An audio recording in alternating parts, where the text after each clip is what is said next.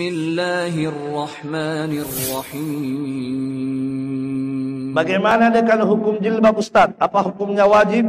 Mohon ditunjukkan dalilnya dan kami mohon penjelasannya. Batasan-batasan aurat bagi wanita dan siapa-siapakah mahram bagi wanita. Baik. Ya. Baik. Menutup aurat bagi wanita hukumnya wajib. Menutup aurat bagi wanita hukumnya adalah wajib. Ya. Tidak ada khilaf ulama. Sepakat ulama menutup aurat wanita hukumnya wajib. Nah, cuma yang diperselisihkan oleh ulama yang manakah auratnya wanita yang harus ditutup, itu yang ada khilaf. Ya, sebagian ulama mengatakan bahwa aurat wanita itu semuanya tanpa terkecuali, mulai dari ujung rambut sampai ujung kaki, semua aurat. Itu pendapat sebagian ulama. Ya. Taib. Kenapa mereka berpendapat demikian? Sebab mereka berdalil dengan firman Allah Subhanahu wa taala. Allah Subhanahu wa taala berfirman, "Wal yadribna bi khumurihinna ala juyubihinna." Hendaklah mereka menjulurkan, menutupkan ya jilbab-jilbab mereka di atas dada-dada mereka. Ya, hendaklah mereka menjulurkan jilbab-jilbab mereka sampai di atas dada-dada mereka. Ya, ketika ayat ini turun, ayat yang memerintahkan wanita untuk menutup aurat, maka apa yang dilakukan oleh wanita saat itu? Mereka mengambil sarung-sarung mereka, kemudian mereka robek, kemudian mereka bungkus badannya dari atas sampai ke bawah, termasuk wajahnya ditutup. Termasuk wajah-wajah mereka tutup. Jadi jelas disebutkan oleh Al-Hafidz Ibnu Hajar Al-Asqalani rahimahullah, kata beliau, ghattaina wujuhahunna. Mereka menutupi juga wajah-wajah mereka.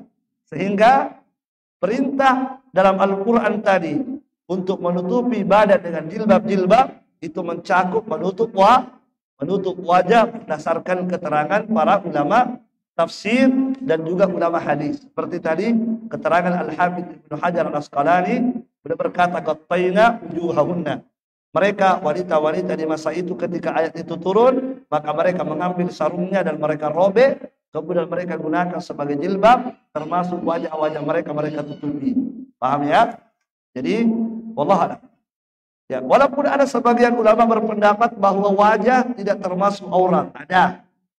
Jadi ada dua pendapat ulama, ada yang mengatakan wajah termasuk aurat, ada yang berpendapat tidak, wajah tidak termasuk aurat.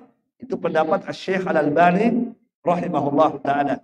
Tetapi walaupun Asy-Syaikh Al-Albani memilih pendapat itu, beliau tetap menganjurkan kepada wanita untuk menutup wajahnya karena wajah adalah sumber fitnah.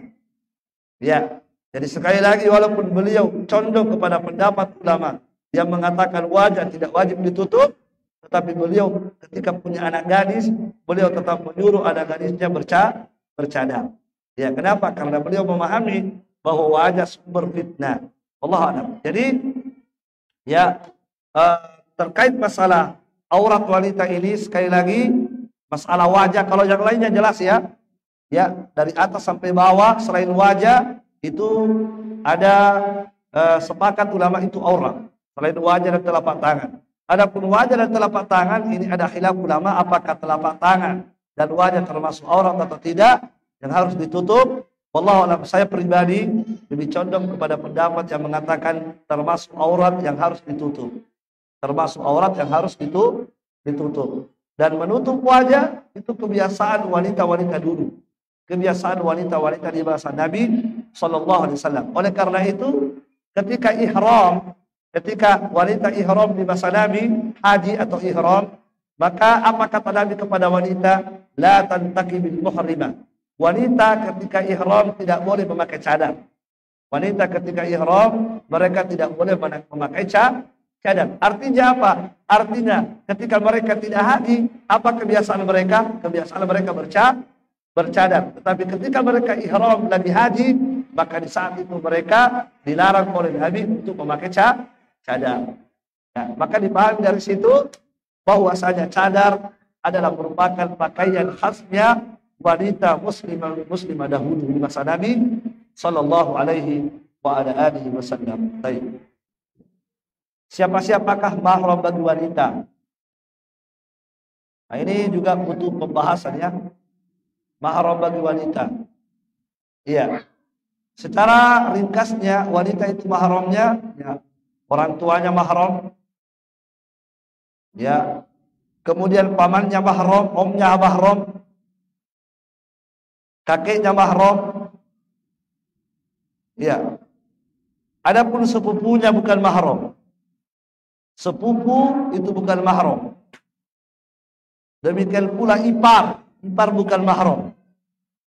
Ini mungkin yang ringkasnya yang sering kita alami sehari-hari ya. Jadi yang pertama mahram itu siapa? Orang tua.